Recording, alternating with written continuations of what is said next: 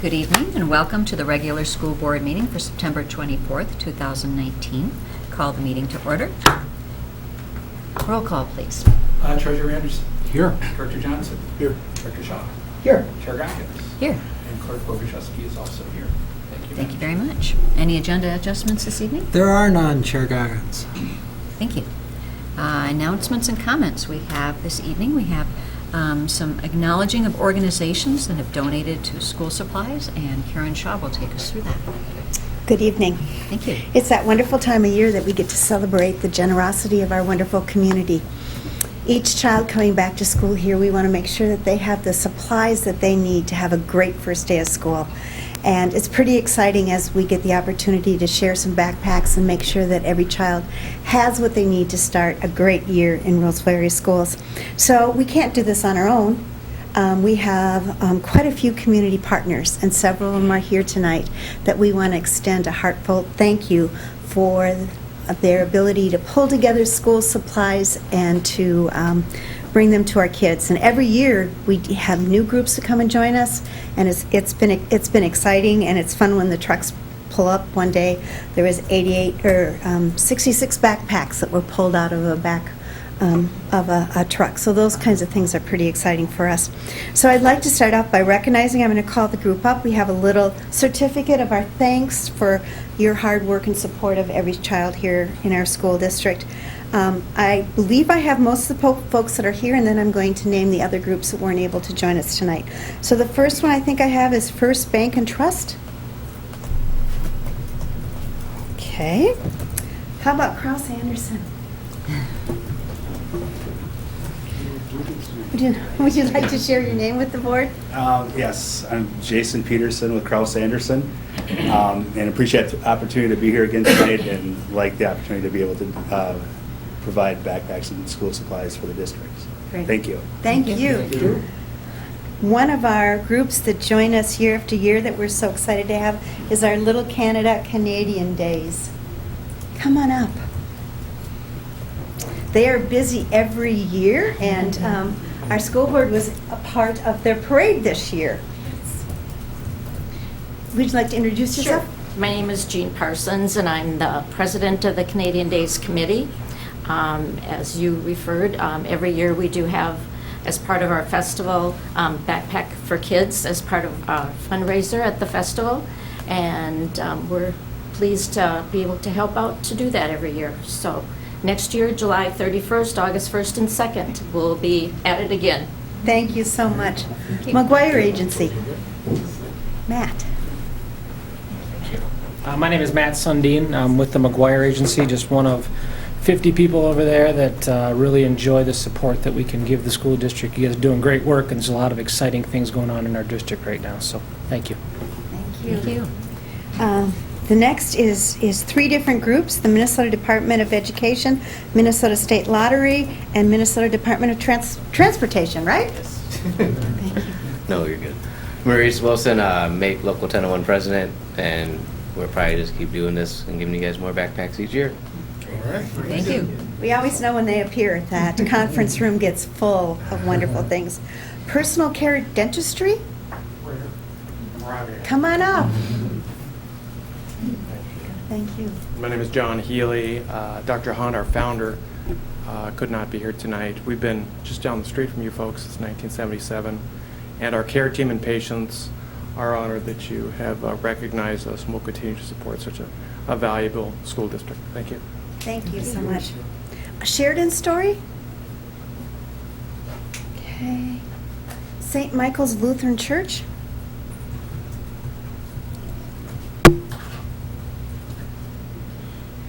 I'm Betty Severud, and as a former teacher, I know how important it is to have supplies for school. So that's one of the reasons I help. And I'm also a member of St. Michael's, part of their social action committee, and also part of the Roseville school community. So glad to help. Thank you. Thank you. St. Rose of Lima Catholic Church? Thank you. I'm Mary Kay Pepin. I'm part of the Christian Service Committee, and we do this during the whole month of August. And I'm a retired teacher from here, so I know. Thank you so much. Thank you. We also have some others that if I call your name and I didn't realize you were in the audience, can you wave at me? So we have Corpus Christi Catholic Church, Cargan Ridge Senior Living, Good Samaritan Social Heritage Place of Roseville, Innovation Office Solutions, Metro Dental Care, Minnesota Twins Wives Organization, Oakmont Condominiums, Prince of Peace Lutheran Church, Ramsey County Sheriff's Department, Rose Point. Rose Point, we have somebody here. Oh, come on up, sorry, I'm sorry. I knew that too. Thank you so much. Want to introduce yourself? My name is Don Follett, and I'm among the seniors over there at the Rose Point, which has been a facility here in Roseville since 1988. It's one of the older, and I might say one of the better. We consist of about 140 people, of which there are 80 women who get the job done over there, about 60 men. So thank you very much. Thank you so much. We appreciate it. The Verizon store and Vicent. So as you can see, some of these places that donated are new to us, haven't donated in the past. We hope they continue to help us, and we know that each of our children are very excited when they are able to get a backpack. Did I miss one? One more. First Bank is here. Oh, First Bank, come on up. And Sheridan. And well, okay, thank you. I know, you're right in here. Here you go. Sorry, I didn't realize you showed up. Thank you. Would you like to introduce yourself? I'm Sharon Reichenbach. I'm the office manager of First Bank and Trust at our Roseville branch. And First Bank and Trust is kind of new to the community. We were previously People's Bank of Commerce until a couple of years ago, and so we were acquired in a merger. And so First Bank and Trust is actually based out of Brookings, South Dakota, but we have 6 locations in the metro here. So this is the Roseville. Our office is only about a dozen employees that pitched in. So Well, thank you so much. Thanks. And Sheridan Story? Sheridan Story, as you know, helps our students all year long. They are a group that also helps us get backpacks full of food every week and during the school year, and they've also helped us during the summer. And this year they showed up with a truck full of backpacks. Would you like to introduce yourself? Sure. My name is Lindsay Torkelson. I'm the Director of Programs at the Sheridan Story. And Karen's totally right. We had extra backpacks, and so since we are in your backyard, we thought to contact you and say, here you go, because we work in food, not school supplies. So we're glad you could use them. So excellent. It's a great partnership. Yeah, Thank you. Appreciate it. Thank you. Okay, did I miss anybody else? Thank you so much. We appreciate all the donations and their thoughtfulness. Thank you.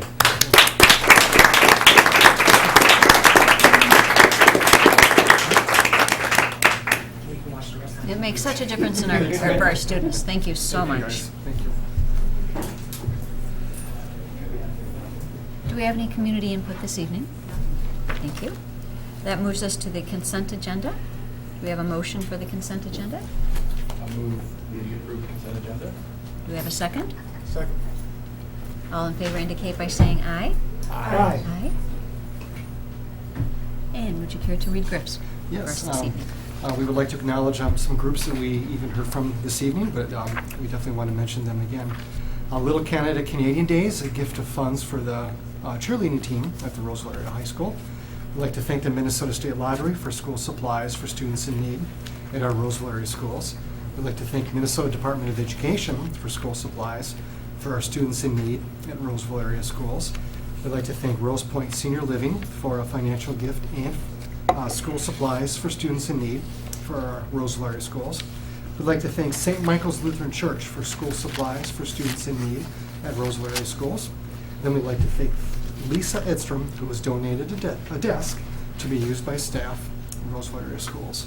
We have a wonderful and generous community, and we thank them for their donations. So very obvious tonight with so many folks here. This is amazing. That moves us to report and non-action items. The first we have this evening is a facilities update.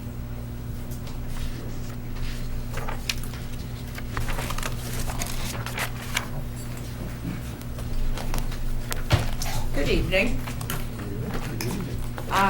Earlier on your consent agenda, you had approved bids for the remodeling and construction at Emmett D. Williams, Falcon Heights, and then also Harambe Elementary, which brings us to the point in construction. We've gone through the bidding process on all of our projects with the exception of Fairview, and I believe we are on schedule to issue bid documents on November 16th.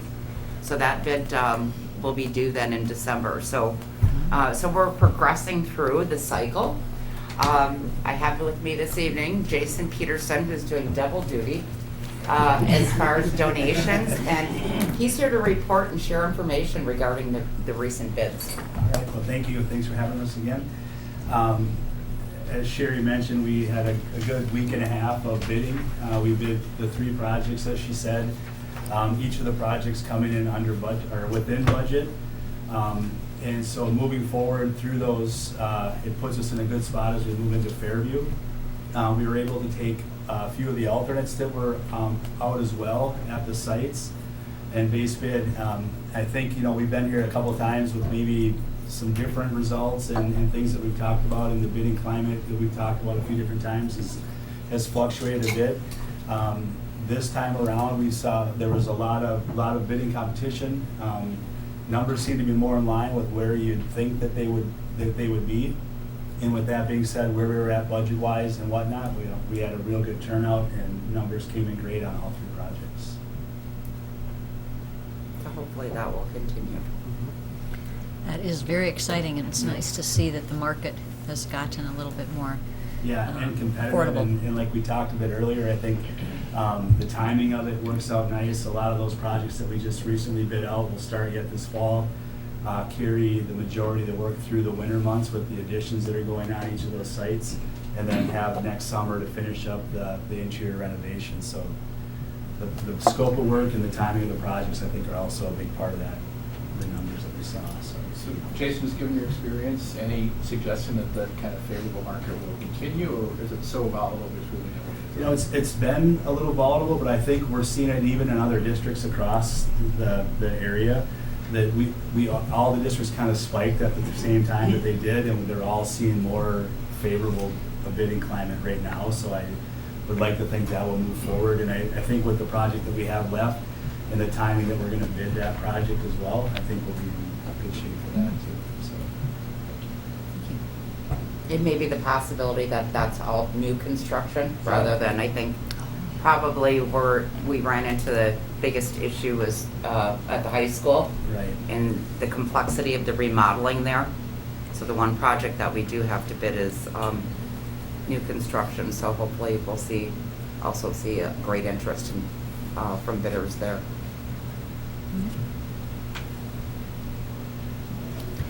Do you want to comment on the number of bids that were union versus non-union? So we did receive some non-union participation bids. Again, I think kind of in the same area that we've seen in the others, mostly in the material supply contractors that are non-union bid these projects. As far as the trade contractors go on this round, there wasn't any low bidders or bidders that were non-union, but again, just the participation in the material supply area. Similar to what we've seen, I think, moving through this process. But yes, and overall, as you said, we saw, if you looked at the bid tabs, we saw an increased number of bidders, though, on all of the work scopes. You want to just mention briefly the community update that's coming up? That's very good. That's a very good point. So yes, we will be hosting a meeting on October 2nd at 6:30. That is at Fairview, and it is in the EDC, which is the gathering space within Fairview. So we will be providing an update on the projects that have been completed over the summer, and then also on the work that has begun underway in this phase 2, which is the middle school, Parkview, and then also the 3 elementaries will be starting construction in October. And we will also talk about the plan review for Fairview because that has been updated since last spring. We've spent a lot of time working with the city and the county throughout the summer, so we think that we have plans that will satisfy everyone's needs, and we will share that again on October 2nd at 6:30. Wonderful. And we have some groundbreakings coming up as well, correct? We do have groundbreakings coming up. I don't have all of the dates on those. I know I can believe Parkview get those. is on October 7th, and then we have on October 9th, we have EDW, and on the 10th, Falcon Heights, and on Probably October 4th. Oh, the 11th. 11th. Okay, so we have 4 that week. It is a busy week. Busy So week. the October 7th Parkview groundbreaking is at 1 o'clock, and the others that were mentioned are all at 2 o'clock. And the community is very welcome to attend any of those of interest. Yes, and we will share those groundbreaking dates at the community meeting as well. Wonderful. Okay, Excellent. great. Thank you for the excellent work. Thanks. Thank you. Thank you. Next, we move on. We have a number of reports this evening. The next one is the MCA Proficiency Report. And Jake Bondolini will take us through that. So this is a report that we do every fall, and it is based on our MCA Minnesota Comprehensive Assessments that students take every spring. And so this is our report to say how we're doing in terms of our proficiency, and that's the students that are meeting or exceeding the standards on that test. So we'll take a look at the first slide, and this is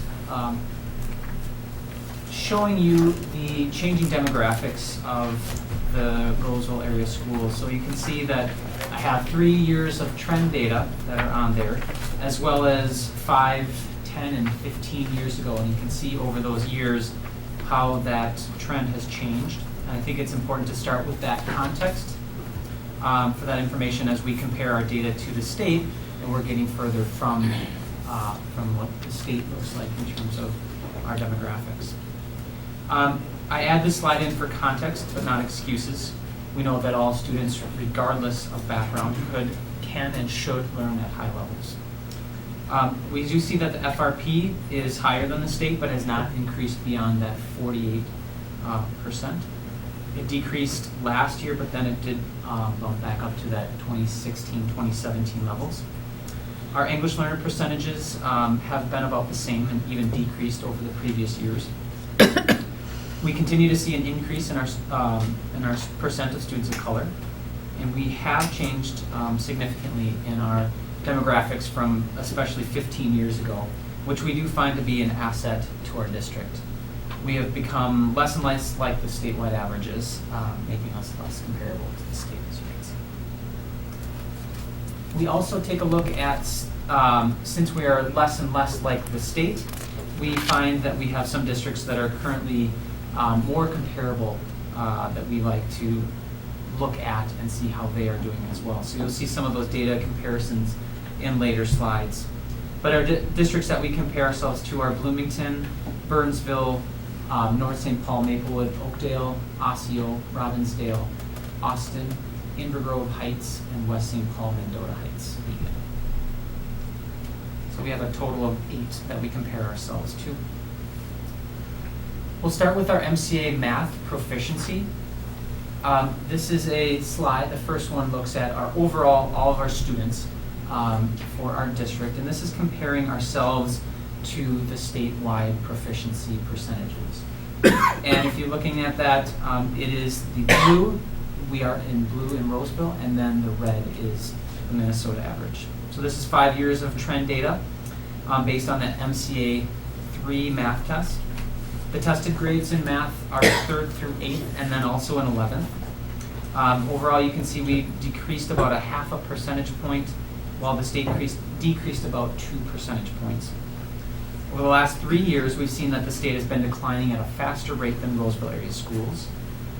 Thus, the difference between our overall scores has been decreasing between us and the state.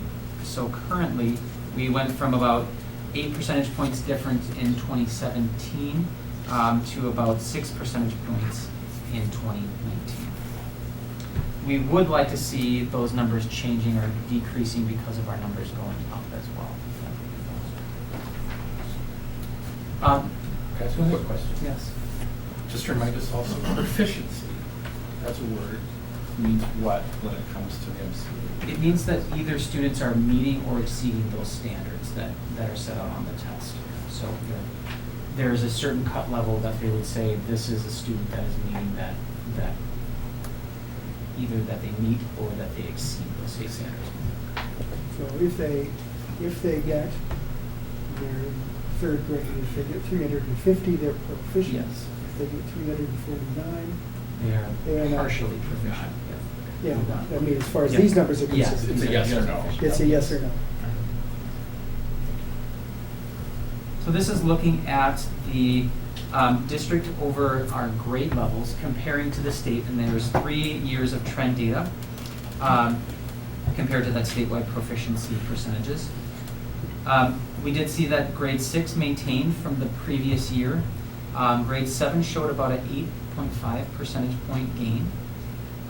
With that grade 6 maintaining and grade 7 increase, we do see that those other grades are above the statewide or the statewide proficiency percent. However, the rest of our grade levels are below the statewide proficiency. So this is looking at how our students by race and ethnicity compared for a 3-year trend.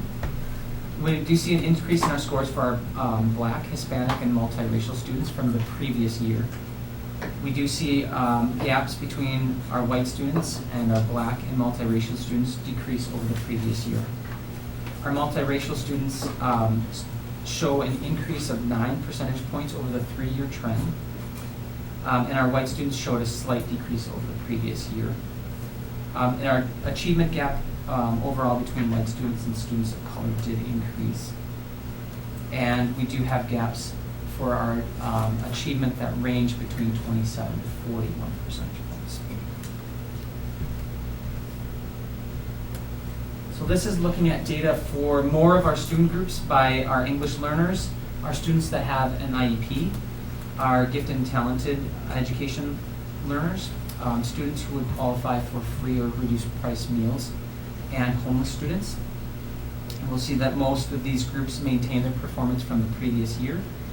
And we do see that students who qualify for FRP, EL, and students with an IEP both maintained from the previous year, while our gifted and talented students showed a slight decrease. This is looking at our data, comparing ourselves to the statewide average for these different student groups that we have. So Hispanic, Latino, American Indian, Asian, Black and African American, white, 2 or more races, which is, we typically would call multiracial, English learners, students with an IEP, and students that qualify for free and reduced price meals. We do see that our Black students are slightly above the statewide proficiency, as well as the American Indian students. Our white students are also above the statewide proficiency, but our other student groups are below. So this is looking at some of those comparison districts, just looking at our MCA math for a 3-year trend for each of those districts. You'll notice that there is a noticeable downward trend for all the districts since, especially since 2017. However, we do see that Roseville schools, and I'm sorry, the school year were left off of there. I noticed that now as I'm looking at my slide, but it is 2017, 2018, and 2019, so 3 years of trend data there. But we do see a noticeable increase or decrease from those 3 years. The average percentage proficient for each of these districts is 46%. And we do perform higher than 5 of the other districts. We did see all districts have a decline. What do we believe is driving the decline across the state? It's a great question. Oh, it's not a new test or something of that nature? No, it's not a new test, and it's not like the standards had a major change either. So it's a great question. So my understanding is that if students opt out of the test, that's just categorized as not proficient, and that the opt-outs is increasing statewide. That is Do you correct. think that could have something to do with it? It can actually, and it does depend on the data that you're looking at. If it's accountability data, those are included as not proficient. If it's all students' data, then they are not included within that denominator. Yep. And so we are looking at our all students' data, but it does significantly impact, and you'll see in I think the next slide actually, where we look at our building testing proficiency. So this is the 3 years, the last 3-year trend.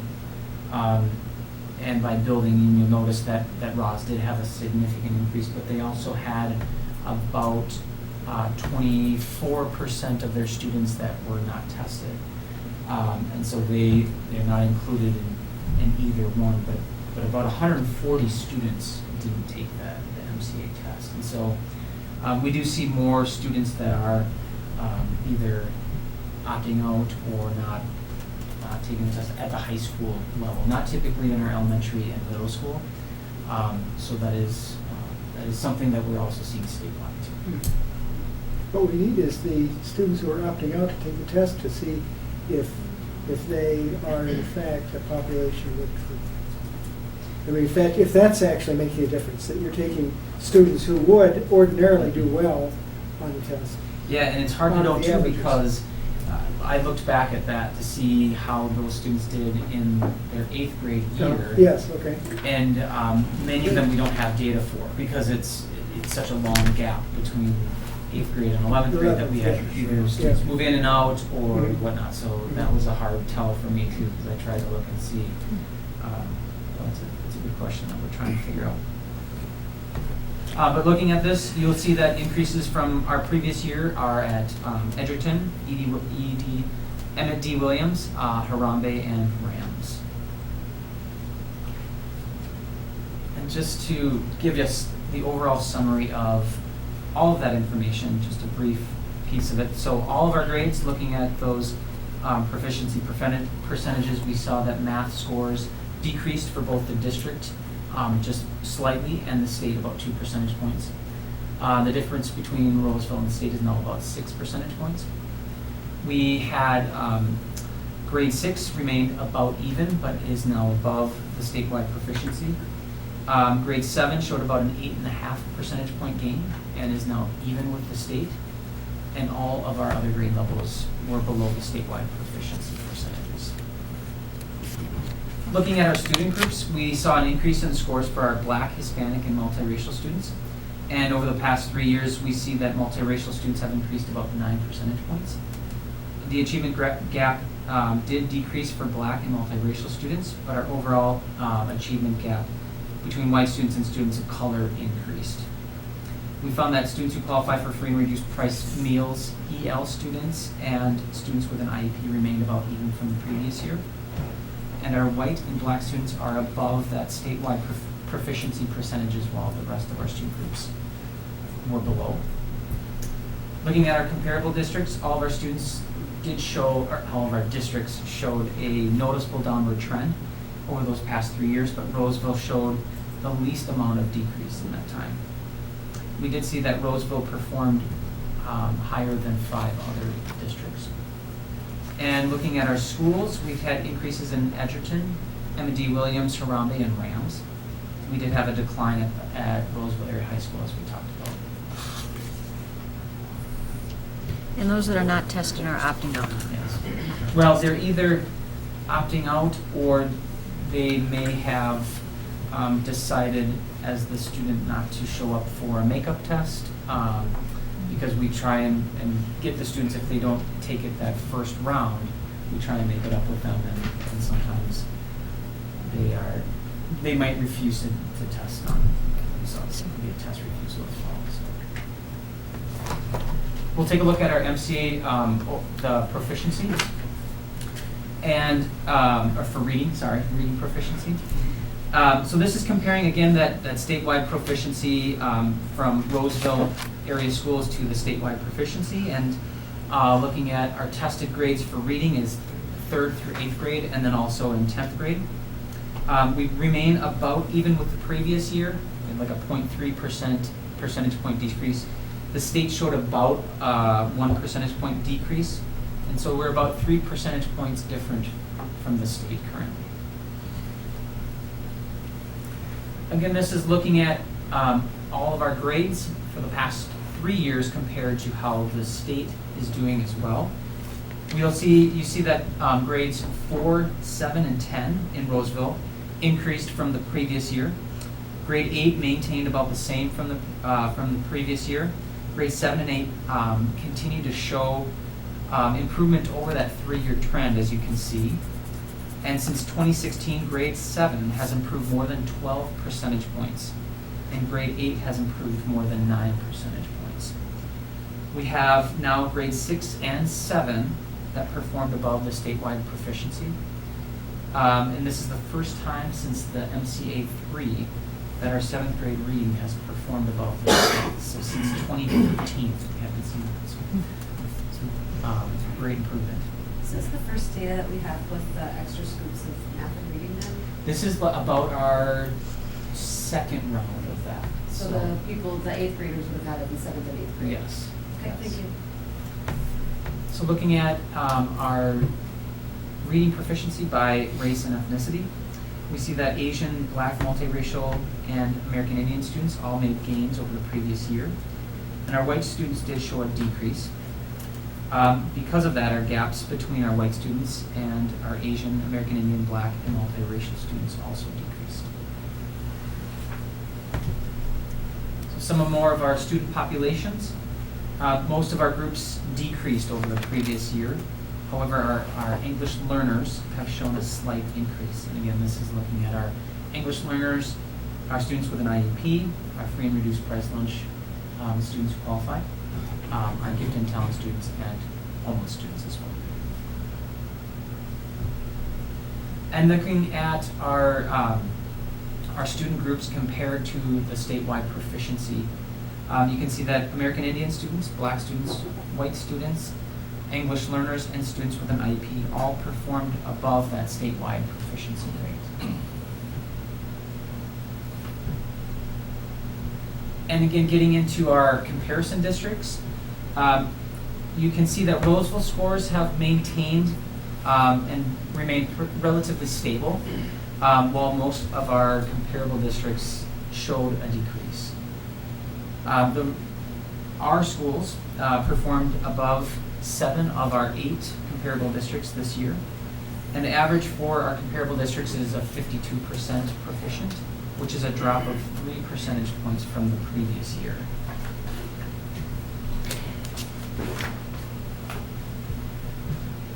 Looking at by building, again, this is that 3-year trend. So we have Little Canada, Rams, and Roz showed improvement over the previous year.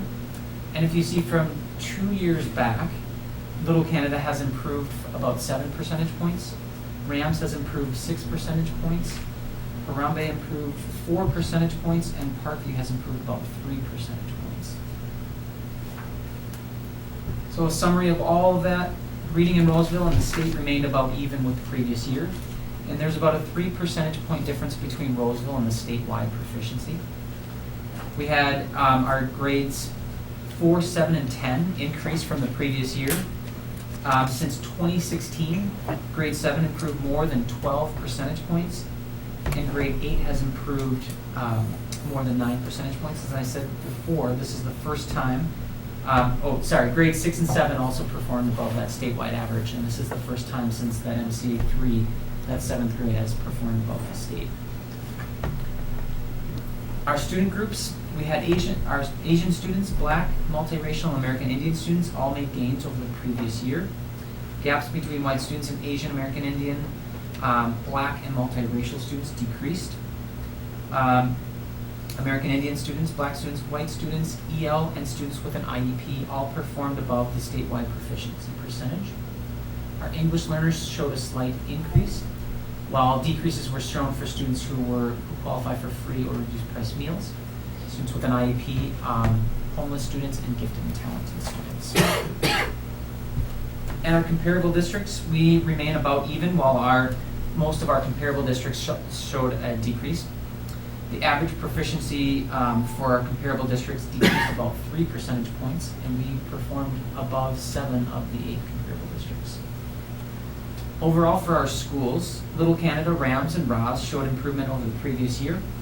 And over the past 3 years, we have seen Little Canada improve 7 percentage points, Rams improved 6 percentage points, Harambe improved by 4 percentage points, and Parkview has improved by 3 percentage points. We'll continue on with our science proficiency. Yeah, go ahead, Mike. So in general reading, it's not like an instant thing. So the jumps, the improvements in 7th and 8th grade, could one surmise that that's because of the focus that we continue to have on the lower elementary grades, and then there's fruit at the 7th and 8th grade level? I think so, and also I think, as Director Azer pointed out, that I think it's a part of it is some of that 2 scoops that we're providing, and 2 scoops meaning kind of a double class for students, that they take a regular English language arts class and then also have an intervention class that goes along with that. Also, as we have been continuing to work on our AVID skills, and proficiency with AVID has increased at the middle level, I think that has a large piece of it to do because their writing and reading are a big piece of what they're doing with the AVID program in all of our classes as well. So I think that we're seeing the benefits of that as well. I wanted to bring up, actually, in that context, we have a specific, and I want to first say that a lot of this is pretty good news. I like a lot of what I've seen here. Yeah. But the curmudgeon in me looks at the 3rd grade reading, which is supposed to be what we've been concentrating on for the last 3 years as part of the world's best workforce. And what we're seeing there is a decline. Is there more we can do about that, or is it, what is behind it? Given that we're focused as a district on 3rd grade reading. And I would say it's also the state is focused on yes, 3rd grade reading. That's right. That's right. And we, in concert the world's with best right. workforce Yeah. goals. So if you want to go back to the one that we compare grade levels to the state as well. Go back a little bit. Right there. Yeah. So you can see it is happening in Roseville as well as the state, that they're seeing that the decrease. Like, we dropped off last year more than usual. We had an uptick in 2018, okay. So I'm a little bit confused by that. I don't know if it's the first cohort of students taking that, but that is something that we have focused on, and that all through the state districts have focused on that 3rd grade. And it's really the reading well by 3rd grade, and putting all of our not all, but many resources into those kindergarten, 1st and 2nd grade, so that students are at those beginning stages. They're doing the learning to read, and then you hope from that 3rd grade on, you're doing the reading to learn. Right. And so I don't know what the drop is. I don't have an explanation for that currently, but I know that we do provide a lot of reading intervention in those early grades and beyond. So it is through our K-6 program that we do provide intervention, not just in those K-2 grades. Yeah, right, okay. So, Jake, what mobility data, if any, do we have? You alluded to earlier when you were trying to look back from, I think, 11th grade to 8th grade, and it was somewhat difficult just because of mobility. Do we have? What do we have for the district? What do we know about the state on that? What we find is that if a student stays with a district, they perform much higher. And what we do see that we when we have a student through that 6th grade that we see a lot of really good gains, and we do see more mobility within Roseville than the average district would see throughout the statewide. So Do we have any sense even just on an annual mobility rate, what I it don't is for have our that district? number Okay. just right offhand, but I can certainly bring that back to you in the board. I'd like to just bring up, it's an important point that Director Shaw raised, but that designation or that point of reading well by 3rd grade, is that the only way we're measuring this, by that MCA No, proficiency score? Well, Is that, yeah. that's part of it. I mean, It's like- it's one of the parts that we have as a part of our board metric reports, right? Yeah. So that's why we're reporting on that. But we do look at how are we doing in terms of some of the growth that we're getting. We do a lot of measurement with our FAST assessments, especially in those K through 3 grades. And we're also working with our pre-K folks to align what they're doing with what we're doing too. So we do hope to see more of that coming through as our youngest learners are coming through our same kind of systems and some alignment there. So we'll continue with science, and so science, the tested grades for science are a little bit different. So the tested grades are 5th, 8th, and after students take their high school biology class. So it's not a specific grade in high school, so we just refer to it as high school. So we had a decrease in about 3 percentage points, and the state decreased about 2 percentage points. So we are about 11 percentage points below the state. Looking at our trend by grade, you can see compared to the state, we had a decrease in 5th and 8th grade as well as in high school. We also saw that the state had decreases in 5th and 8th grade.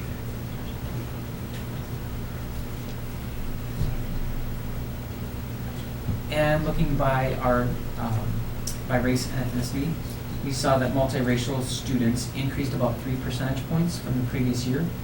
Otherwise, we did see our other student groups decline. And most of our achievement gaps increased because of that. We do see that the range of the gap between white students and students of color ranges from 21 to 45 percentage points. And then looking at our other student groups, we have EL, students with an IEP, free and reduced price lunch, students who qualify for free and reduced price meals, gifted and talented and homeless students, and we do see decreases in all of those groups over the previous year.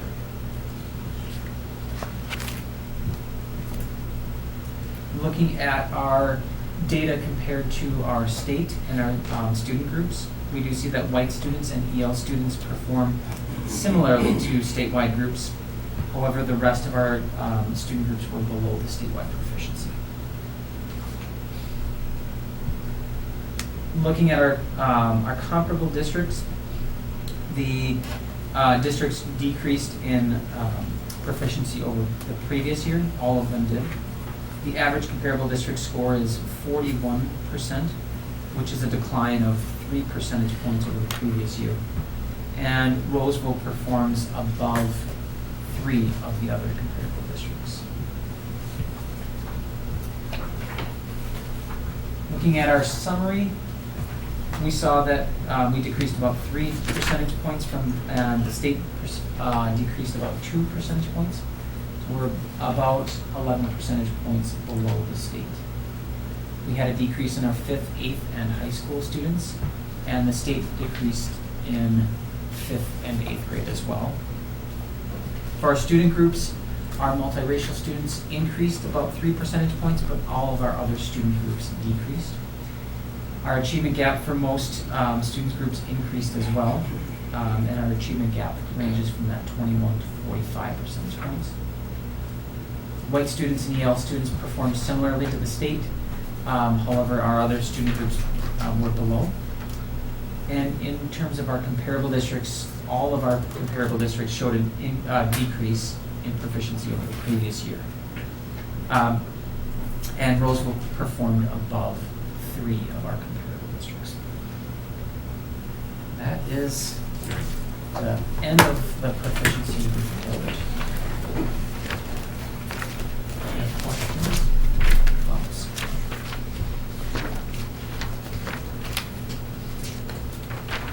I mean, you shared a It couple would have of... been better to end with reading, I think.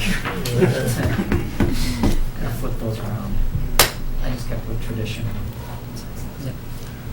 You mentioned a couple of key insights that you pulled away from this. Is there anything else that you would recommend as we're looking at this, that some insights that we didn't comment on or get to?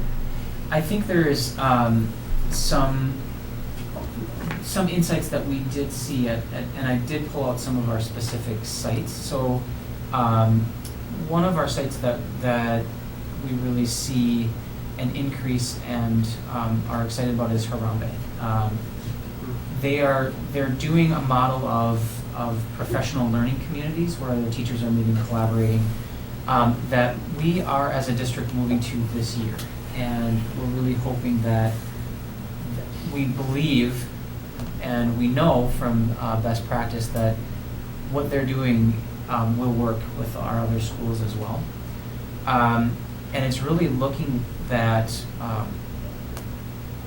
after our students are learning, they're doing common assessments, and they're taking a look at their data and seeing how the students did, and they're providing them with extensions, enrichment, reteaching if needed, or getting them their prerequisite skills. So really looking at standard by standard and student by student, how they can look at how our students are doing. We've done that over the years, except for really getting into unpacking those standards, having conversations as a teaching group, and then really thinking about how we provide time during that school day to provide that intervention with the students. And that's something that we worked on last year and talked about with as a group with our elementary program review, and find that what we were calling our what I need time or win time that we've introduced in all of our elementaries. We have some of that with our within our middle school level, and then working on some models for the high school level as well. FOS as a model that we're looking at. And then specifically to Harambe's improvement, I know historically it had been an issue that at the time of the MCA test, that because of the year-round schedule, Harambe students had actually less contact time for the students. So the improvement there could be particularly noteworthy because it seemed to have overcome that contact time disadvantage. Yes, it's exactly true. Because of how they do that year-round calendar, their instructional days don't match most other schools, so they're behind in terms of their instructional days before they take the test. Sure. And I was talking to Principal Smith about that, and he said, well, it gives us a great opportunity then to look at our scores as they come in and do some more teaching in that June and July time, that we can actually give our students another boost as they go into that next year's round. So he's really starting to flip that on its head to say, how can I use that as a benefit, rather than saying, oh, we don't have enough instructional days, well, let's use that other part of the year to really get into what we can do. Yes. I was pleased to hear you mentioned that Abbott has helped a lot with the reading scores. I also think it's also important to note that one of the reasons I think reading might show some better numbers, if you will, is because it sounds like it's a mindset shift in the buildings, that it's not an English thing Yes. or a literature thing. Right. It's an all-school thing. Yes. So that is one of the benefits of Yeah. the reading test. And I know, and I'm not making excuses, but I know that there's some issues with the science test and the placement of it with when they take biology and then when they take the actual test. So I just think those are some things to kind of keep in mind when thinking about your students' biology teachers. I also just want to add something that might be interesting for a future meeting that we explored at my home the district I teach at. is that we compared student grades to MCA data because they don't match oftentimes.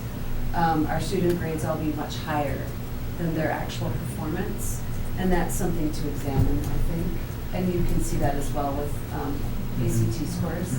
So the idea that we're making sure that we're giving our students age-appropriate, challenging material and looking at that. And that's a really sticky wicket, especially thinking about parents who expect to have ACTs no matter what.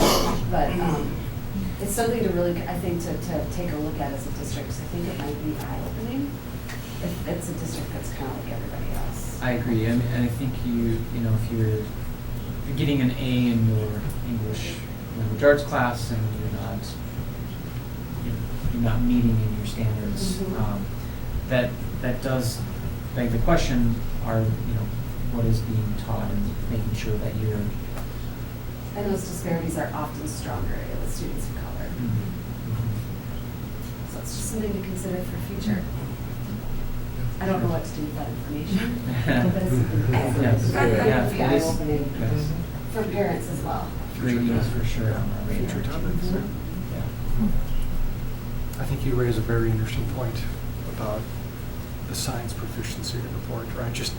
I know you stated kind of on the onset that the MCA hasn't changed, but as we're going through that science report, and I'm going 11 percentage points behind the state. I mean, I'm just comparing it to all the others, and is there something so drastically different on the science side of things? I mean, how things are worded, or graphs, or data, or how it's just. I mean, I know what you said about the MCA, but it seems like there's quite a drop off. It is a different test than the other two, in that it has more interactive questions on it. I mean, that would be one difference that I could see. The other thing that I think about too is you're really getting into the most tested grades then, because your 5th grade, your 8th grade, and your 11th, or after you take your biology course, those are heavily tested grades as well. So the state isn't seeing it as much as we are, so there is an issue with that. But we also have made some decisions too that our focus is really we are teaching science and we're teaching our standards in science, but our focus has really been on reading and math, and that's really been a message that we have gotten out there. And we have adopted some new curriculum for science in K through 6, and we are really working on some of the STEM pieces too, to get some more excitement and engagement with students in that science area. So I do hope to see some improvement 5th grade for sure. It's pretty stunning too when you're in a building how disruptive testing is, and I don't know how they do it at Roseville, but you work really hard to make it so it's not disruptive, but it is. And when you miss that test for whatever reason, you're getting pulled out of other classes to take it. It's incredibly disruptive. That's just out there too. I keep it in the and that's why we do see students that it comes down to almost like a student refuse, because they don't want to miss the class that they're in, that we would have to pull them out of. And so sometimes they just say, I'm not gonna use that pass that you gave me. So totally. Yeah. So just another little tidbit. Well, maybe the sophomores that'll be in the new science wing.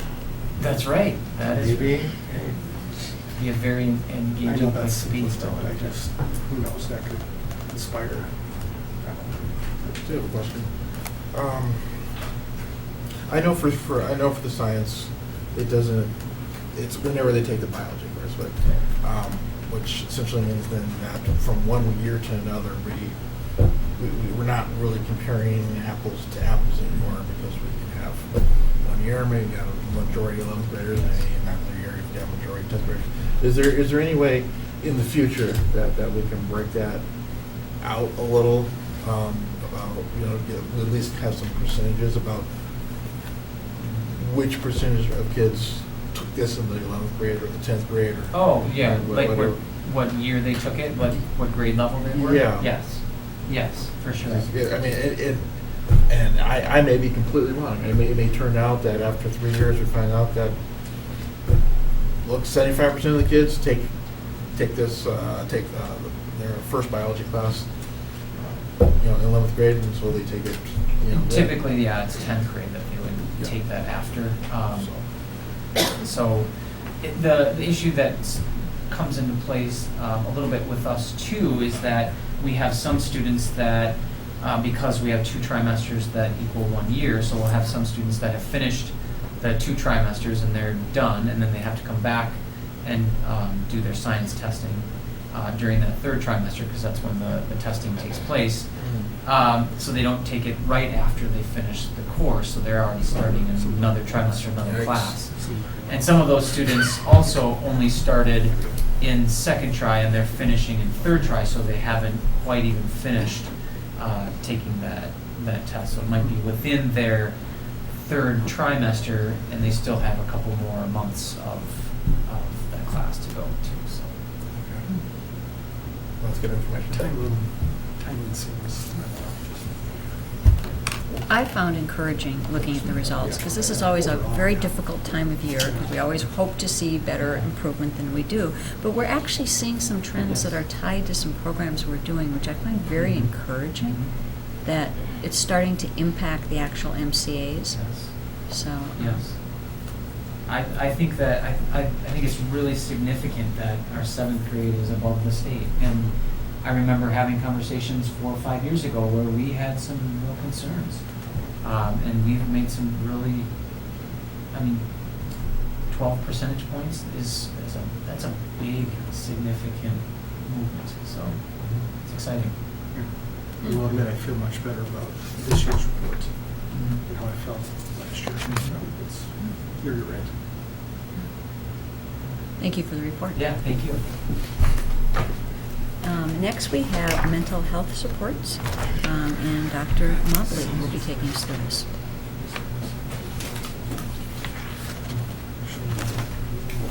Good evening, Dr. Sokoki, Chair Goggins, and members of the board. I'm Dr. Mobley, and I'm joined here by Tyler Small, who is our non-pub counselor who's able to join us tonight. So I'm grateful that he's here. We wanted to give a very brief update on what our mental health supports look like in Roseville area schools. And one thing I'll share before Tyler shares his summary is 2 years ago we met with our providers, and you met some of them before in YFS, and adolescent crews were here about 2 years ago for an update. And we were working on making sure that our mental health supports also were at the elementary level. So we're excited to report an update on what that looks like today. Thank you. So you know that we've had a long-standing relationship with organizations like Nautilus, Clues, and YFS. In these relationships, licensed therapists, not interns but licensed therapists, come to schools. They're housed in our schools maybe half a day a week, maybe 4 days a week, and they work with our scholars who have been identified by our own student support service team members, providing actual psychotherapy in the school. This way, our scholars don't have to go somewhere. Parents who might not be interested, inclined to, or have the ability to bring their children to a provider in the community can rest assured that the students can actually get some support that they need in the school. There's minimal disruption of academic work that way because they don't have to leave school in the middle of the day, go somewhere, and come back. And as a bonus, the therapists in the organizations work really hard to make sure that there's parent engagement, guardian engagement, so that they often make referrals to outside organizations for family members, for family therapy, or for anything else that's necessary. Last year, as many as 42 scholars were seen in individual settings. That was 19 at Roz, 17 at Rams, 4 at Central Park. So we are getting to the elementary schools, and 2 more at Parkview Center. And in group sessions offered at Roz, Foz, and Little Canada, an average of 41 students were seen each week. So in any given week, that could have been around 80 students in the district seen by an actual licensed therapist in the schools. So this year's sites will fluctuate a little bit, but we're working hard, obviously, as Dr. Mobley said, to increase our services, add agencies, add schools, and help with identifying the students that are going to benefit the most. So hopefully in increasing as we go. We call this School-Linked Mental Health Services, and so we are part of Suburban Ramsey County Collaborative. And so I meet monthly, and Tyler does as well, with the other districts, and we have the same model across Suburban Ramsey. And it's working well. We're working together to also write more grants to get more money to fund this. And so I wanted to share, as I close, that some of our efforts included receiving, and I've talked about it a couple of times, but I'm going to say it one more time, our Communities of Care grant written as a Ramsey County collaborative. And what that does, it will provide specific mental health services for our African American families. Based on our data, those families across the board were more likely to be placed on homebound or home-based or need home-based services. It'll provide them with a community navigator that will help them kind of navigate the systems and the barriers around that. So we're really excited about that. We're looking forward to what that may look like, and really just grateful for the providers. The cultural liaisons have been phenomenal in making sure that we are reaching and meeting the needs of the scholars at the sites and connecting us to families as well as social workers, other related service providers, and the sites in general. So we're working together to make sure that we have it, and we also are achieving the goals we set forth for Roseville District. So thank you. Questions, comments? Could you comment a little bit on how you see the new Family Innovations contract and then working at a few of our buildings, how you see that, envision that going? Is going to be any different in those buildings than our other buildings? Or Yes, so we're really excited. Thank you for the approval of the contract. Family Innovations is also in multiple suburban districts and urban districts in St. Paul for sure. And we were at a meeting talking about what does it look like and how can we provide more services when the money is not increasing. And so Family Innovations is a well-respected organization, and we met with them probably several times. Several times. And so we are looking at adding 2 additional elementary schools, and they will have that school. It's not exactly school linked, but it's close enough that those services in sight. So we're really excited about that. It's a hybrid, really, so some services are provided in the schools, and they also provide some services at home or third location, and they, I guess, gauge it based on case-by-case evaluations. So they will have therapists on site, and they'll also do work in homes. So it's like a hybrid. Thank you. Thank you. Thank you. Thank you. You're welcome. I believe I'm next on the agenda as well. I believe you are, Dr. Mobley. You have Policy 576, Use of Peace Officers and Crisis Teams to Remove Students with IEPs from School Grounds. First reading. Yes. So this should be pretty straightforward. We reviewed this, if it looks familiar, pretty recently. And so there are no policy changes right now that are being recommended. However, due to the MSBA changes, there is some slight language that we added to the regulations, and so this is just being brought forward. Are there any questions or comments for Dr. Mobley? Okay. All right, thank you. Thank you. Thank you. Next, we have our monthly financial report. Sherry Thompson.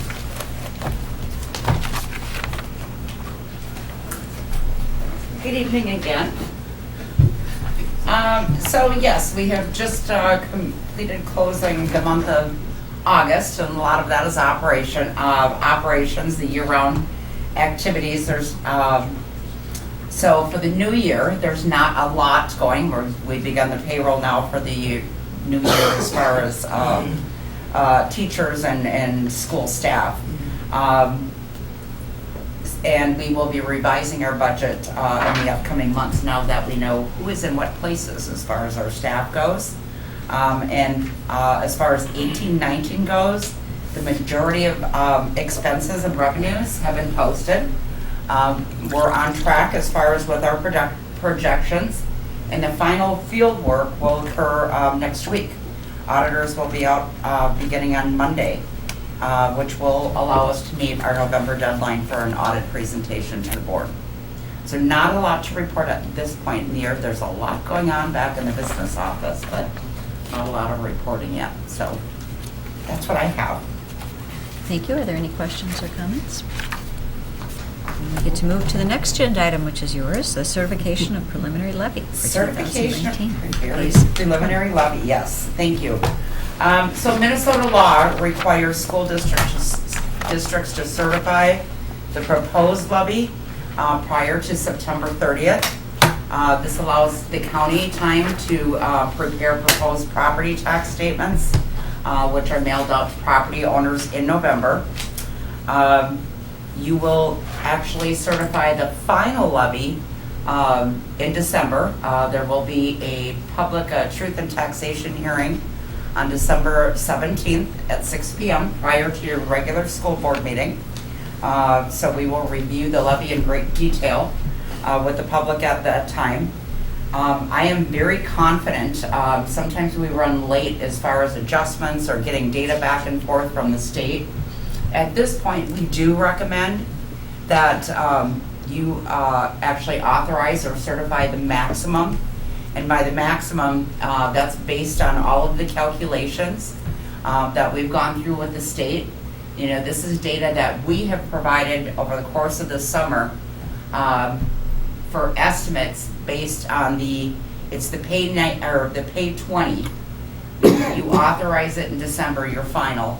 It's for the taxes are paid in 20, but it's for the 2021 school year or fiscal year. So we're a little bit different in counties and cities in that regard because we operate on a fiscal year of July 1 through June 30th, whereas they're preparing for their levy for the upcoming calendar year. So we just ask at this point that you certify the maximum, just in case there was we did find an error in a formula or something, or there were some other adjustment. We don't anticipate that, but if you don't authorize the maximum, if something were to come up in December, you can never increase the levy, you can only decrease the levy. So, so that's why we all typically ask that you authorize the maximum. A couple of things that I would like to review as far as the levy. First, looking at the general fund. I'm sure you've probably taken notice that if you look at the total general fund levy, there appears to be a decrease of $546,000, which is 2% of the levy. There's a couple things that I'd like to point out, starting at the top. I'm going to just try and look at some of the larger numbers. So looking, a lot of the times the differences and adjustment, because there again, we're always projecting forward.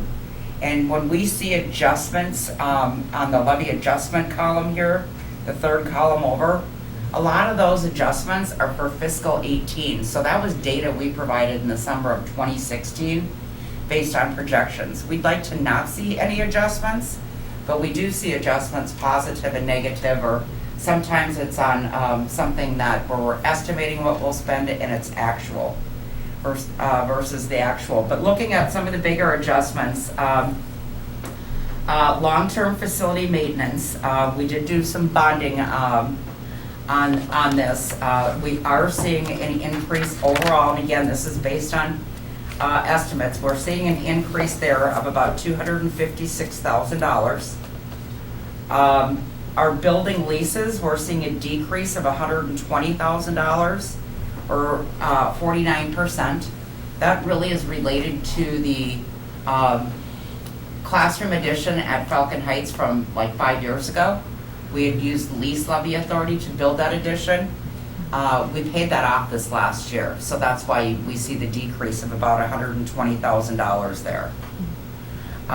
Then the large one that you'll see, the $2,131,000, or as far as a change or an increase in the levy, is location equity levy. So I'm going to have you take a look at location equity levy, and then go to the bottom category, voter approved referendum, just below the total there for general fund. This was due to some legislative changes. You have your levy authority, and it used to be that $424 of that is due to location equity levy. And that is because initially it was just the metro area that received that $424 that had that authority to recognize the increased cost of living in the metro. Well, that lasted a couple of years. Initially, I believe some outstate districts, some of the larger ones, had levy authority of up $212 per pupil. But now, so that's where that has been in recent years.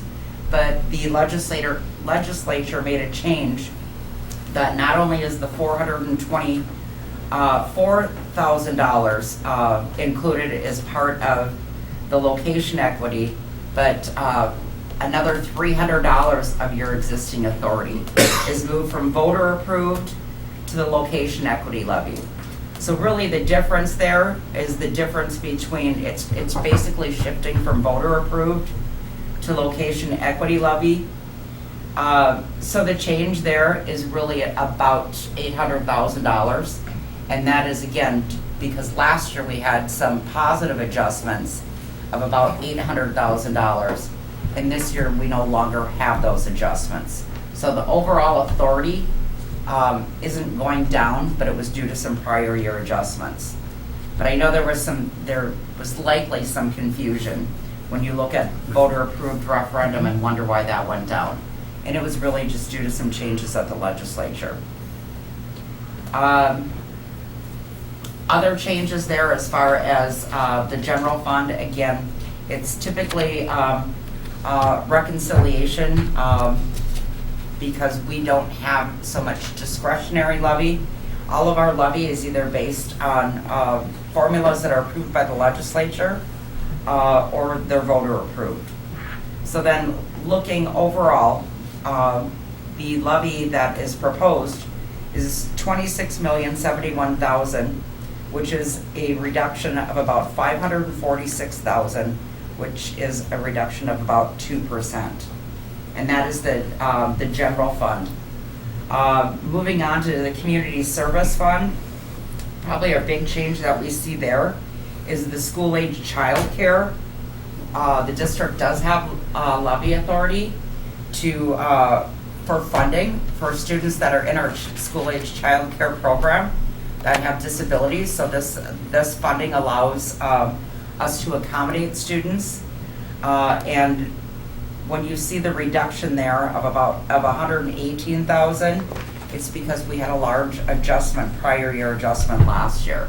So overall, the cost of this program on an annual basis, it does average about $350,000.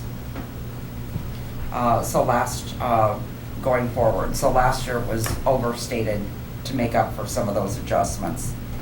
And then overall, again, community service fund, we're seeing a decrease there of about 11.2%, or $121,000. Then flipping to the back side, our debt service fund and our other post-employment benefits, or OPEB debt service fund, this really is, these are the levy dollars that pay off your the district's outstanding debt. You will see some negative adjustments typically every year because you are required to levy 105% of your total principal and interest payments for the year in the event there are some abatements. And then in future years, once those payments are paid, then there are adjustments to offset that. So looking at all funds, last year, the 2018-19 levy was $40,392,222. This year, under the maximum currently, that amount will be a reduction of $365,000 or 0.9%. So the total overall proposed is $40,027,092. Are there any questions?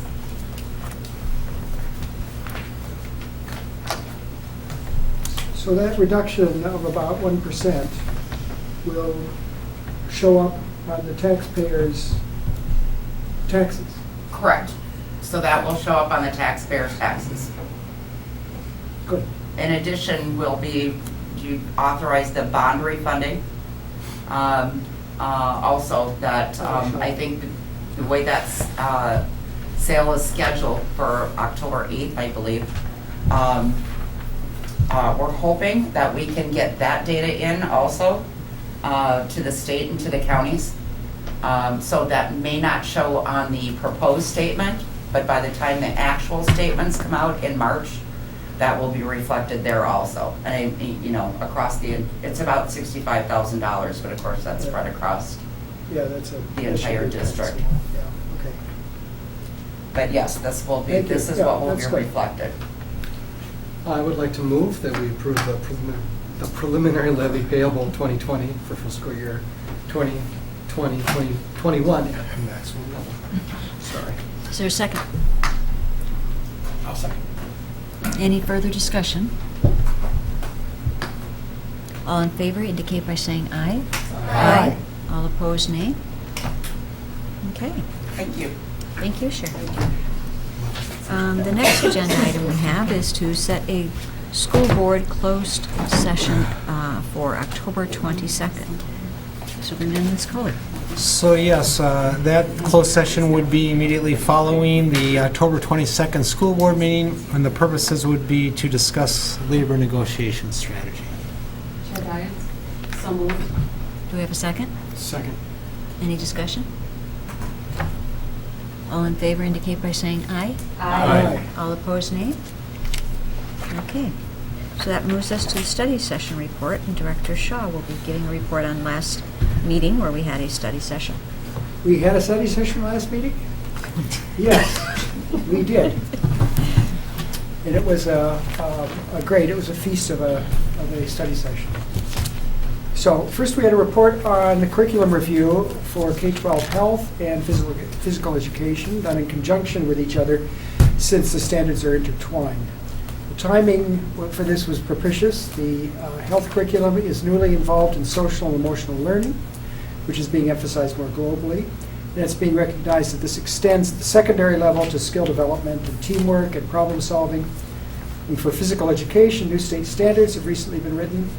So we've heard about a great deal of careful work that's been done over the past couple of years by the district in these crucial areas.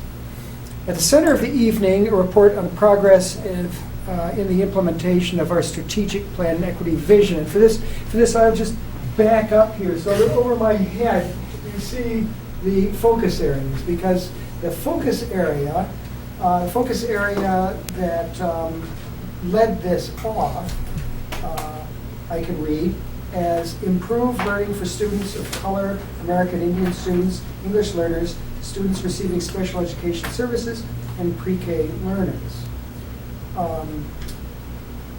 We had, just to give you an idea of what we heard about for the district team, was 42 different initiatives, ongoing or completed, associated with just the first of the 5 focus areas. So the focus area that I read to you, there were 42 different initiatives that were either detailed for the future or had been completed or are in process. So it's just an amazing amount of work being done. We concluded our discussion recognizing that while we still have work to do to realize our promise to our community, we are on the right path. We recognize that this work demands the concerted and unblinking effort of the entire district, employees, students, and community stakeholders. Finally, in recognition that the new building on the site of the Fairview Community Center will not be a community center in the sense that it's built around community recreational facilities, but rather an education center built around education programs like FAS, the early childhood education, adult basic education, and so on. We will have to name it something else. And our discussion set that process in motion. And finally, we had to talk about topics for future discussion, but by that time, we had kind of exhausted ourselves, and so that was done just by email later. So a very full and satisfying study session. Thank you, Director Shaw. Board reports. Anybody have any report this evening? I have several things. I was able to attend the first Gifted Talented Advisory Committee meeting of the year, which is composed of the teachers and site leaders for GT programs and then parents who are interested. And once again, it's a group that is very robustly interested in things that are happening for their kids. The facilitator, Trina Hira, will be contacting parents even individually to see if some of them wish to be on a list to communicate with each other. Because again, as with many things in our district, what we've heard is that there's a lot of good stuff that's going on, but that not everyone hears about it or knows about it, or they don't know what they don't know and don't even know where to go to find out what it is that they don't know. So they're different than the other group where Trina's trying to help them figure out a way to do that better. We also did a report on the summer institute, the session that's called, and again, it was very well received, increasing enrollment and a popular program for families whose kids are interested in appropriate to attend that kind of summer session. So it's good. Secondly, I also did attend the first meeting of the school year of Equity Alliance Minnesota, the Lehman Group. The main news coming out is that Sebastian Witherspoon, the new executive director, is going to be holding a day or multi-day facilitated session with himself and his staff to talk about ways to improve on operations and where do they go and what's the actual delivery model for achieving the mission and the vision of the group. And part of that will be also looking at improving the website and other media channels to get it up to speed. A lot of analogies to Edsels versus Ford Mustangs in the road because it is kind of clunky. He sincerely believes that they're losing opportunities to get new clients, new business, new customers, what they do, simply because the communication channels are so clunky and so old-fashioned. So thirdly, last Saturday, I was able to attend the Minnesota School Board Association's so-called advocacy tour meeting, where they've gone around the state and met with MSBA members to get feedback and share where their status is right now regarding their priorities for lobbying the legislature next year. And it was pretty well attended. There were 12 people there. What's her first name? Battle from Roseville. Teresa. Teresa. She's in junior. Her husband Robert went to high school together. Say hi, so hi. But it was. She was the only superintendent in the room, by the way. But anyway, their key priorities that they've been hearing back so far from many of the boards and boards on the state are focused in three areas. One, obviously, just the general fund and the legislature. 2 + 2 was great, but it still didn't really get us ahead. If anything, it just made us less not caught up than we should have been. Second priority is specifically funding for mental health and special ed. And those are actually being treated as related but separate. So there's a thrust to recognize that mental health in particular support and funding resources for the schools is needed as a subset and different from special ed resources, where in the past they've been too much lumped together. So hopefully there'll be some action on that.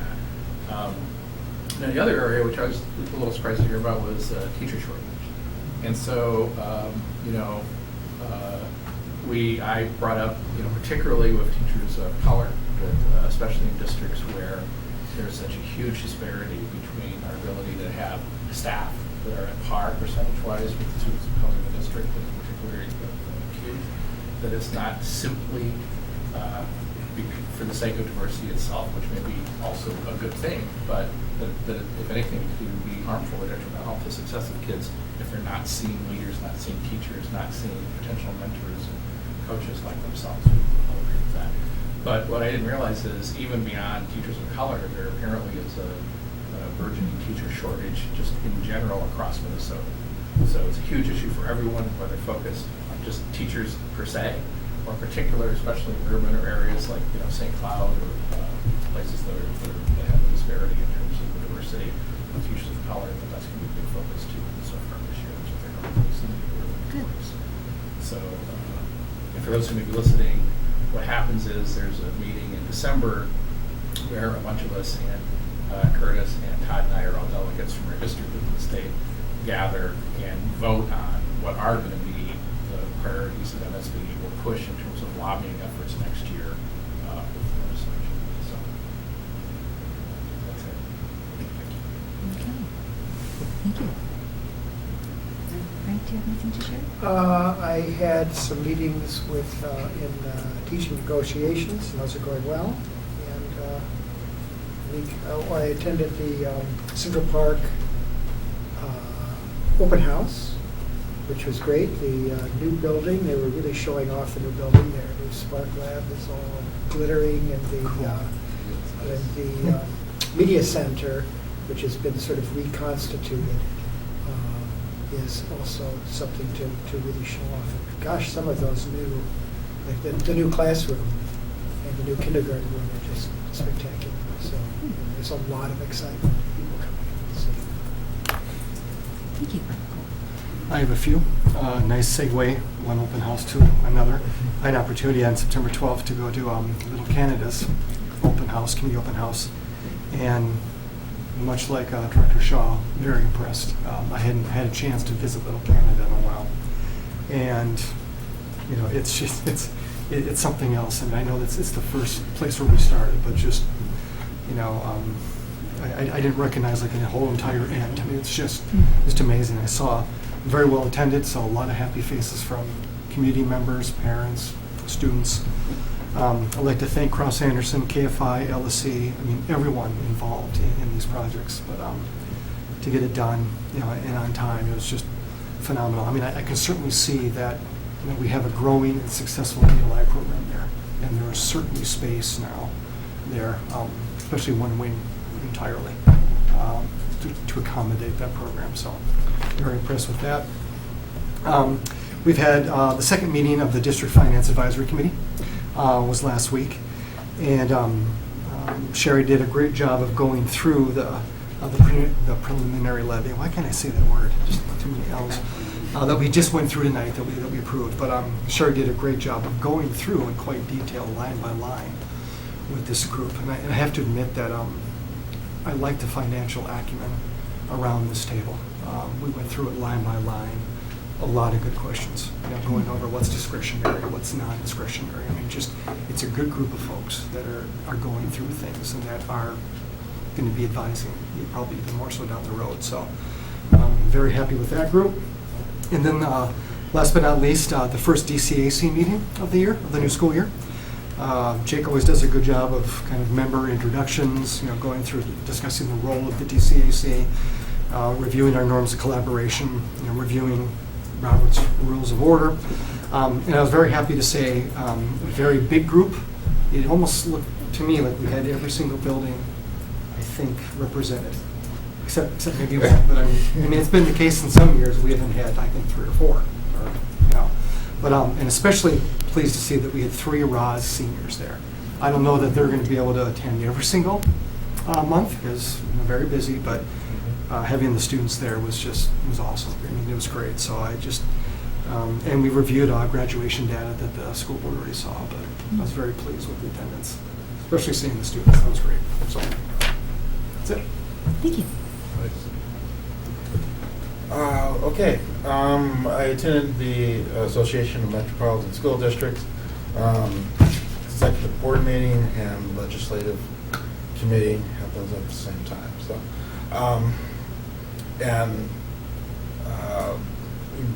We did a number of things, but we approved bylaws, but we also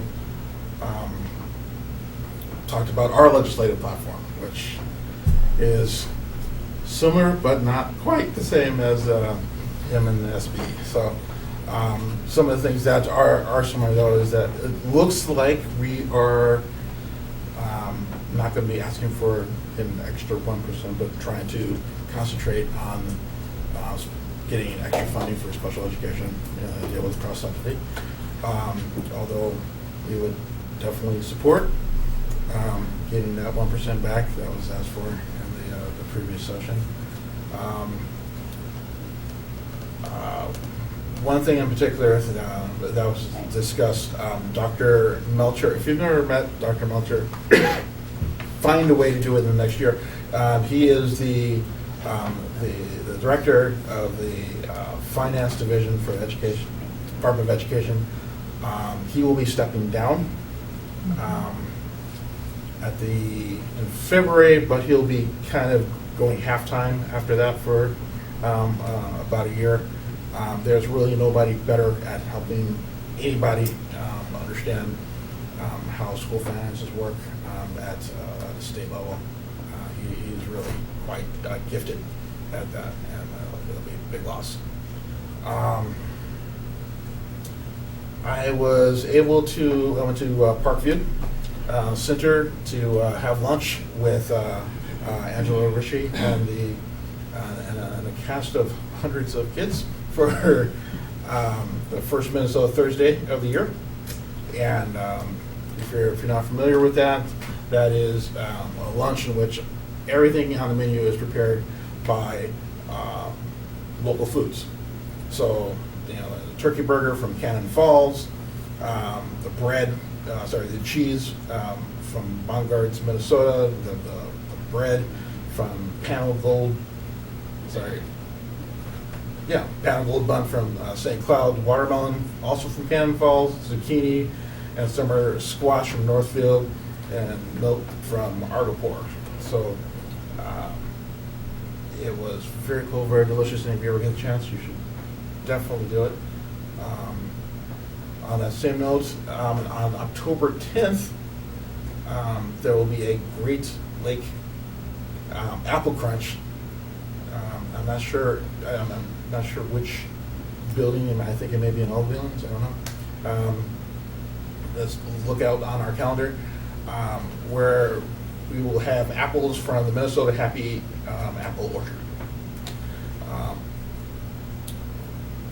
On the same notes, October 12th, the Minnesota Robotics Invitational, hosted by our own Fire Bears. Okay, it is an all-day thing. It's from 8 a.m. to 5 p.m. It's worth it. You don't have to stay there the entire time, but take a little bit of your time and go down and cheer on these teams from across the region. And of course, our Fire Bears will be there competing for cybernetic supremacy. It is free, open to the public, and it is definitely. And that's at our high school? That is at our high school, Roseville Area High School, and it's free. So, did I mention free? I say that because the next thing I'm going to talk about is not. Roseville Ants team is selling hats. Now, I actually bought a hat, but I forgot to bring it today. But they're very cool. They're Love Your Melon hats, and they have the Roseville Raider insignia on them. And they will be selling them at the next two home games, October 4th and October 16th. So if you're going to be at a football game anyway, go down to their table and buy them because it supports their team.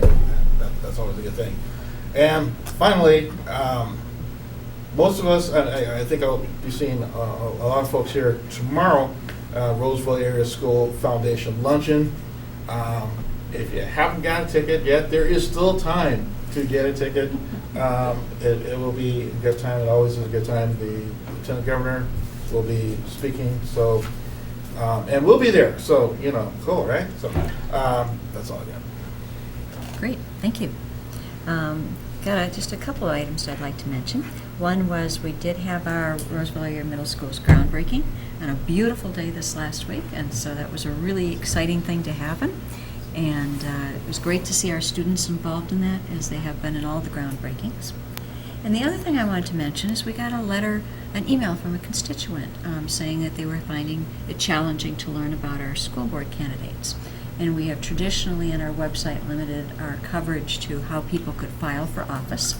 But we will be expanding that. To be able to offer the service to help people get information. We will provide links on our website to media that offers coverage to all candidates. So, for example, there's the CTV Candidates Speak Out videos, and I know all of the 3 people running for the 3 positions in the Roseville School Board have made a video, so folks can go to that to listen to candidates' position and learn more about them.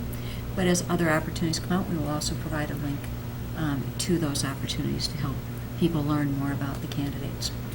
Madam Chair, I also know that the Roseville Review will be publishing data on us, because we've also, at least I have, and I think you have received requests from Mike Munzenreiter.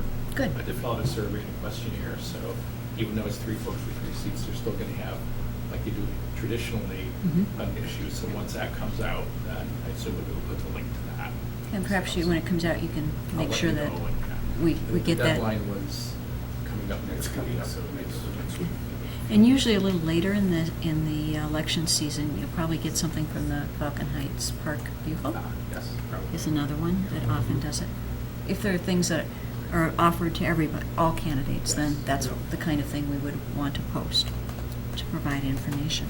So I'd just like to thank the district for being willing to adjust and meet this need that was expressed by one of our citizens. So that moves us to a superintendent report.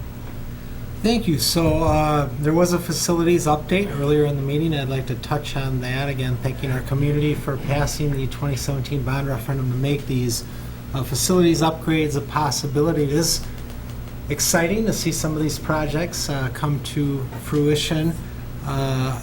We are so far on budget, on time with the projects and what our goals were, our commitments to the community, and we continue to try to be good fiscal stewards with the community's resources. So we hope to stay on budget and then within budget and on time with the remaining projects. And I do want to, as was mentioned earlier in the meeting, invite the community to attend the next community update meeting on our facilities projects, which will be October 2nd at 6:30 at Fairview Community Center. And I'd like to end by thanking Director Shaw, who is serving as a math core tutor at Central Park Elementary School. And really to have a math professor of your stature working with our young students, that will make a tremendous impact. So I thank you for that. I thank you, and I just tell you that it is a privilege to work with those kids. Great. Having completed the agenda before the board, I adjourn the meeting.